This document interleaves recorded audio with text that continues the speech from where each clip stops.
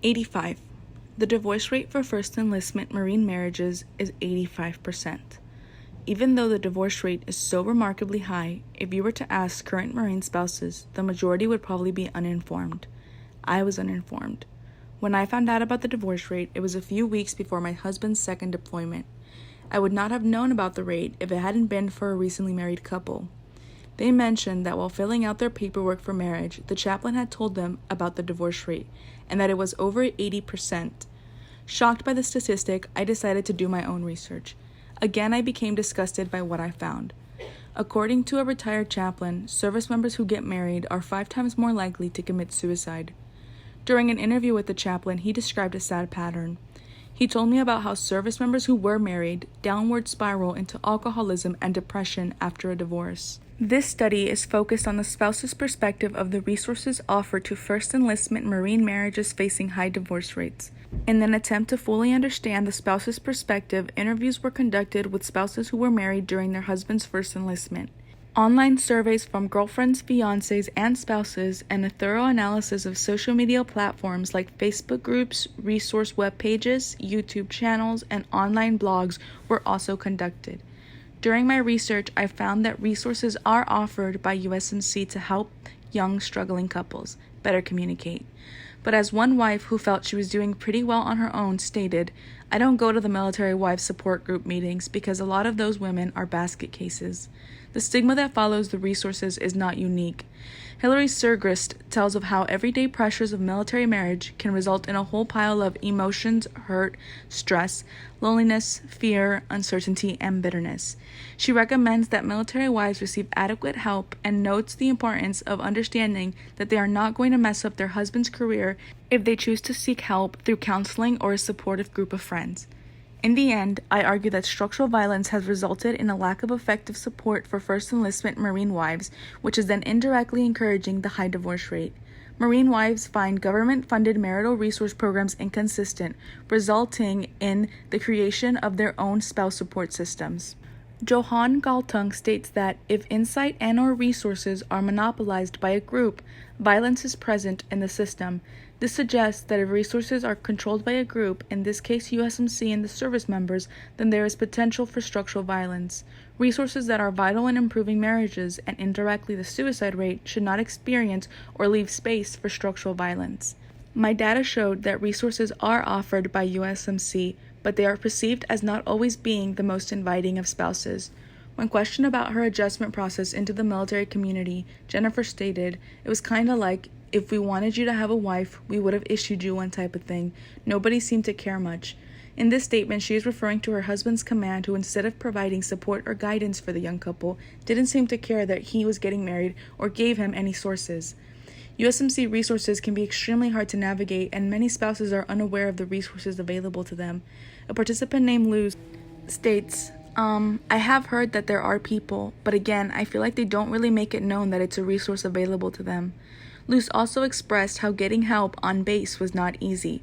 She proceeded to explain how she has looked for help, stating, "I think there is one office, and I think if you look on the base website, there is no real options for mental health. I guess like counselors, because I have looked for somebody else before, and I wasn't able to find it on the website. There's stuff like don't beat your wife, and don't be an alcoholic, and here's legal service. But I don't think there is enough support or enough help for people who need counseling or mental health." Luz was not the only participant with similar knowledge of the resources. When asked about the resources available, Jennifer states, "I have heard of them, and the only reason I found out about these programs and the Navy Marine Relief Society and the classes they offer was because when I went to my first couple OBGYN appointment, when I found out I was pregnant, they gave me the option to sign up for the budgeting with the baby class and the baby boot courses and the other little things they offer. But I've never seen them advertised on social media, just when I was in the doctor's office. I feel like I wouldn't have known if it hadn't been for the other people who had questions on social media." The difference in methods changed so much that even Jennifer's statement about not seeing any advertisement for classes is different from MCIS Miramar, where some evidence of social media advertising could be seen.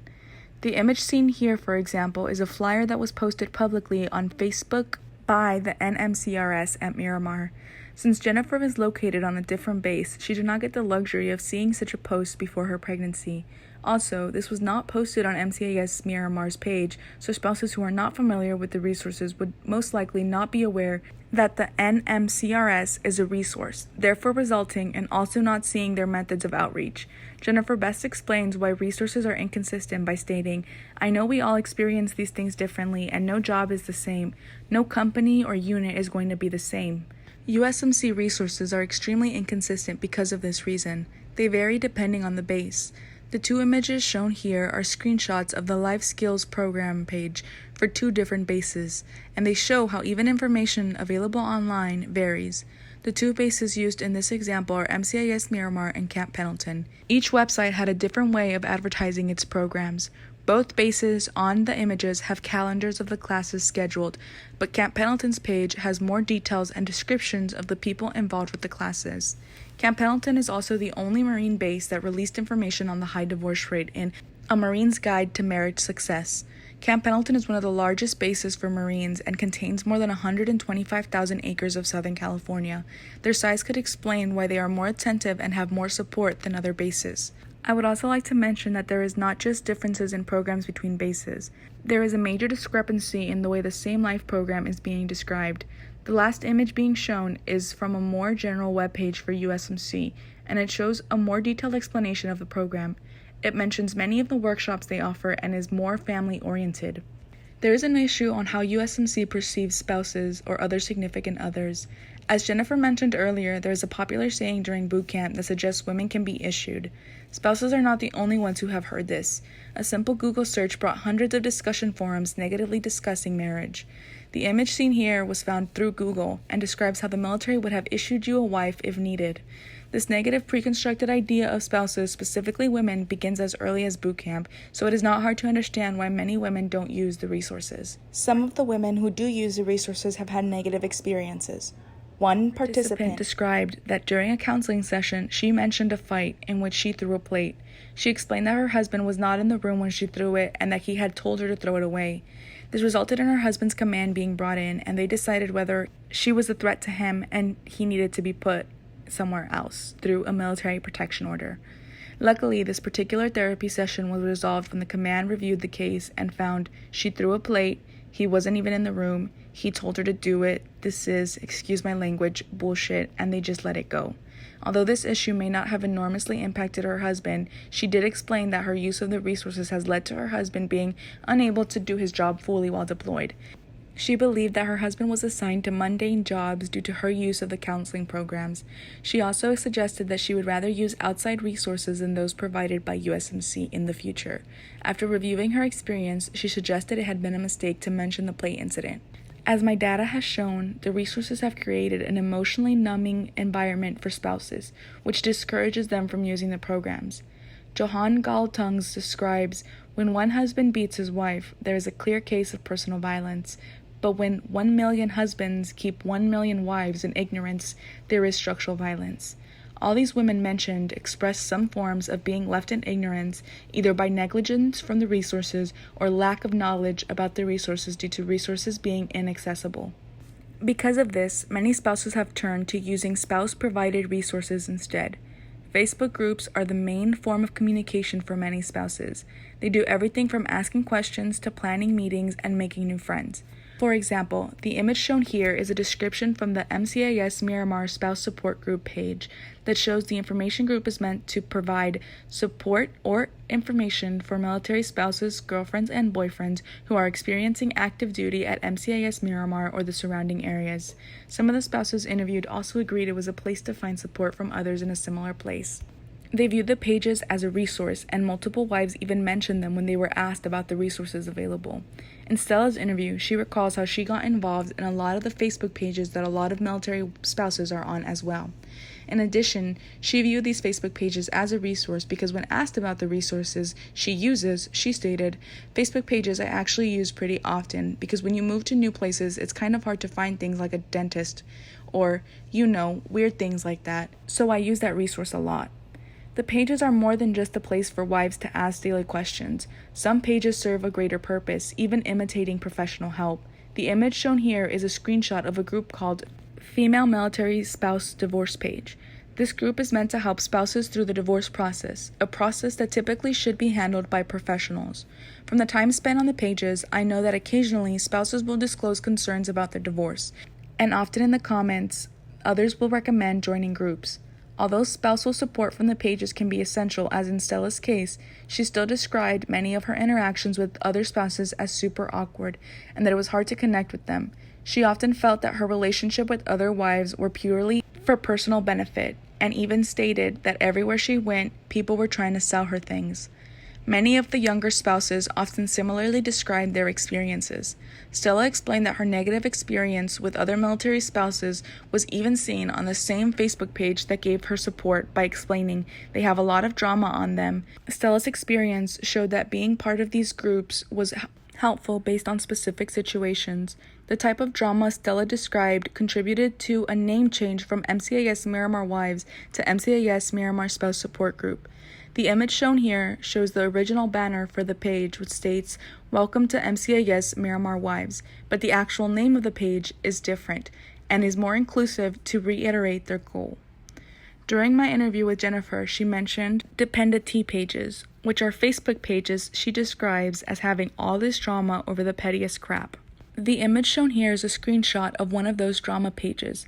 The page has statements like, "Come here for all the juicy tea, shade 100% encouraged." The true intentions of the pages can be seen in the topics posted. During my time in the field, the dependent tea page pictured above was popular in 29 Palms, but it did not appear when I searched it while writing my thesis. The page I used is only one of many drama pages military spouses can join. Drama or tea pages like dependent tea indirectly encourage the oppression and judgment of Marine wives within their own communities. Many pages go as far as to require some sort of evidence to back the tea up. That way, they know it's not just some lie going around. Sources described these groups as a place where they discuss other struggling marriages and accused women of cheating. They have no regard on how their opinion can help instigate fights and affect marriages they mention in the juicy tea. I believe Philippe Vergoes and Nancy Schiefer-Hughes best explain why spouses have so much negativity on their social media platforms.